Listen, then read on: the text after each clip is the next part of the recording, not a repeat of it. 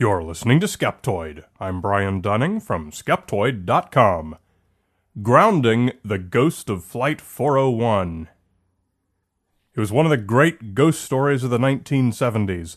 One of the world's newest and flashiest airliners, a Lockheed L-1011 TriStar, was making one of its first flights for Eastern Airlines on December 29, 1972. It infamously crashed in Florida's Everglades swamp just before midnight, killing 101 of the 176 people on board.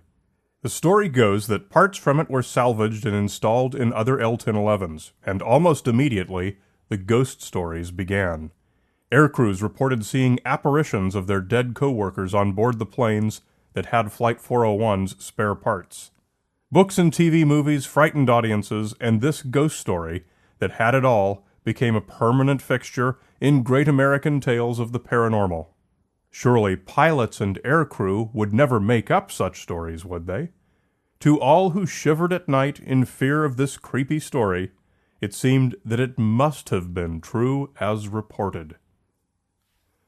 The actual crash was in fact true as reported, and there's never been any real doubt over what the NTSB investigators determined. Pilot Bob Loft, co-pilot Bert Stockstill, and flight engineer Don Repo were bringing the plane in to land at Miami International Airport. They got a warning light on the landing gear. Loft told Stockstill to put the plane on autopilot while Repo went below to the avionics bay, called the Hellhole, to manually check the landing gear. Loft accidentally nudged the control yoke, perhaps with his knee, while turning around to speak to Repo, and the autopilot mode was one which followed whatever pitch the pilot set with the yoke.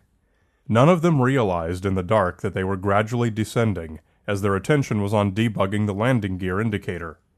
Stockstill began a turn to follow the airport's approach pattern, and immediately noticed their altitude, but it was too late.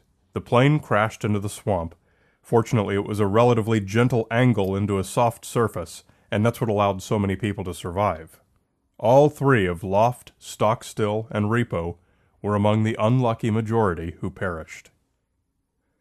The stories began 4 years later with the publication of John G. Fuller's 1976 book, The Ghost of Flight 401, which revealed that those 4 years had been filled with incidents of flight crew being startled by apparitions of Loft and Repo appearing on board other Eastern Airlines planes. It all started, according to the book, when a later L-1011 owned by Eastern Airlines was on a flight to Mexico City. One of the flight attendants happened to glance at the window of an oven in the galley and saw the face of a man looking back at her. She went and got another flight attendant who came and saw the same thing. Frightened, they called the flight deck, and the flight engineer came down to have a look for himself. He not only saw the face too, but recognized it as none other than Don Repo, the engineer who died on Flight 401. The image of Repo said, "Watch out for fire on this airplane," and then disappeared. Sure enough, once arrived in Mexico City, it was discovered that one of the 3 engines was damaged and would have to be replaced. A ferry crew was assigned to fly it back home empty for repairs, but when they took off, one of the 2 remaining engines flamed out, forcing them to make an emergency landing on just one engine. From an aviation perspective, this was no small feat.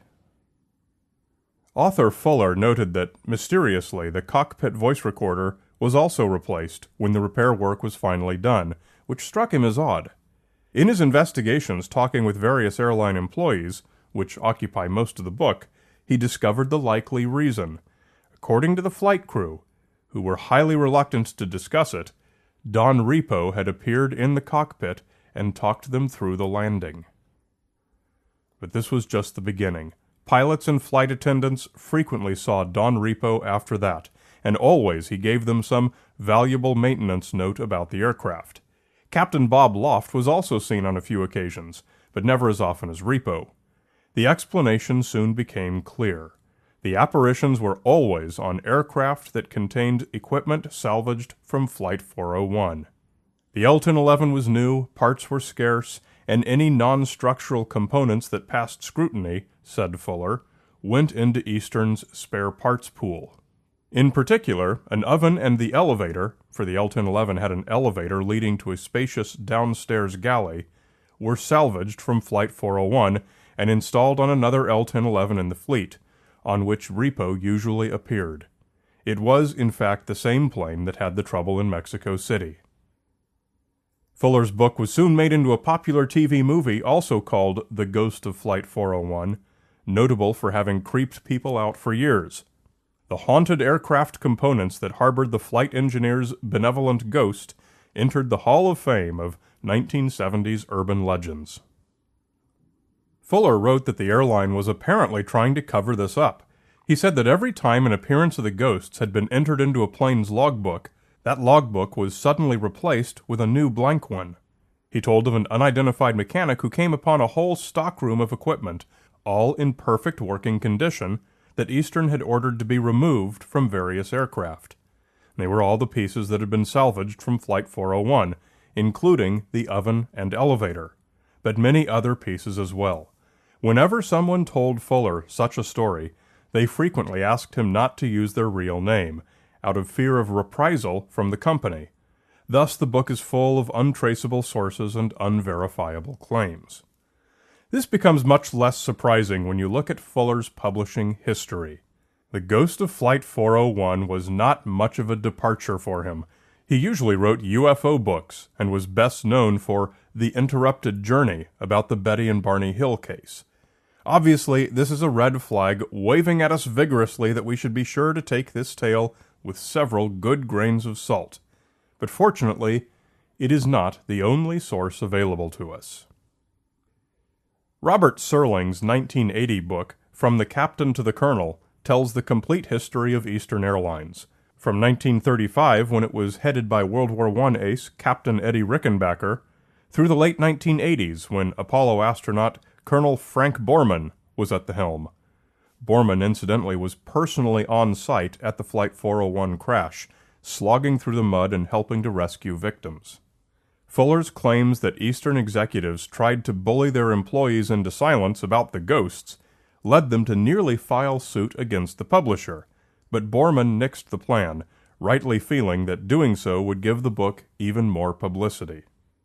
Not one among the scores of Eastern officers and employees interviewed expressed any belief whatsoever in the ghost story, and they resented what they felt was Fuller's twisting or inventing quotes. The one accurate quote in the book, Borman comments, was made by Jim Ashlock when he called the whole story a bunch of crap. An Eastern representative told Serling that while pondering whether to sue Fuller or his publisher, "We spent weeks trying to locate anyone who claimed to have seen a ghost, and couldn't find one person." Serling also tracked down the Mexico City emergency landing, and found, predictably, that there was no truth whatsoever to the story of a face appearing in an oven window. The breakdown and subsequent emergency landing did in fact happen, and was covered in a tongue-in-cheek brief in the Journal of the Flight Safety Foundation. In it, at a party a few weeks after the emergency landing, someone asked one of the pilots how it had been to land an L-1011 on only one engine. The guy laughed and said, "Scary. For a minute I thought Don Repo's ghost was on the plane." This one quip appears to be the genesis of the entire story. Perhaps Fuller read it and was inspired to concoct the rest of the story. But one other very important thing we learn from Serling's history of Eastern Airlines is that the central claim of Fuller's book, that ghosts accompanied the salvaged pieces of Flight 401 installed in the other planes, is false. Not a single usable part was salvaged from the wreckage, and not a single component that crashed with Flight 401 was ever installed in another aircraft. This crux of the story was completely made up out of whole cloth. In fact, do a Google image search for Flight 401 wreckage, and you'll see at a glance that the aircraft was completely destroyed. The idea that a large, boxy, relatively delicate component like an oven or an elevator could have survived undamaged is immediately ludicrous at face value. In the 1970s, searching for images on Google did not yet exist. 4 years after the crash, there was no such thing as convenient access to the photos for the average person.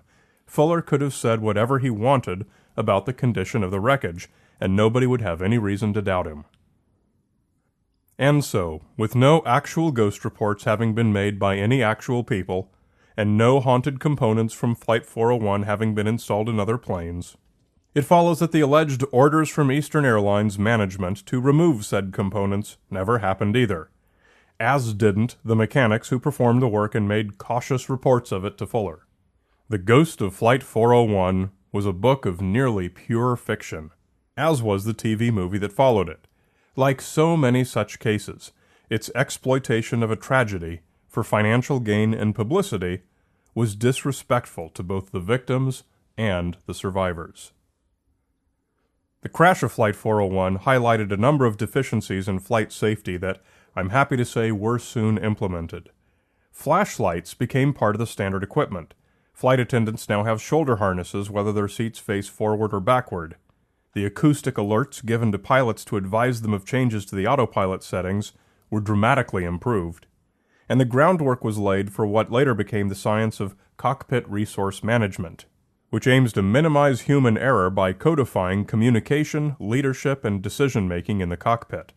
Some may have tried to turn this actual human tragedy into a fictional ghost story, but it was the efforts of the real people involved who used it to extinguish a few real ghosts in the form of safety flaws, to reduce the chances of the same type of accident happening again. To this day, more than 4 decades later, the survivors mark each December 29th, and some still gather at the crash site to remember those who were lost. Make sure you're also getting the weekly Skeptoid companion email, otherwise you're only getting half the show. Come to Skeptoid.com and visit the members portal to sign up. You're listening to Skeptoid, a listener-supported program. I'm Brian Dunning from Skeptoid.com.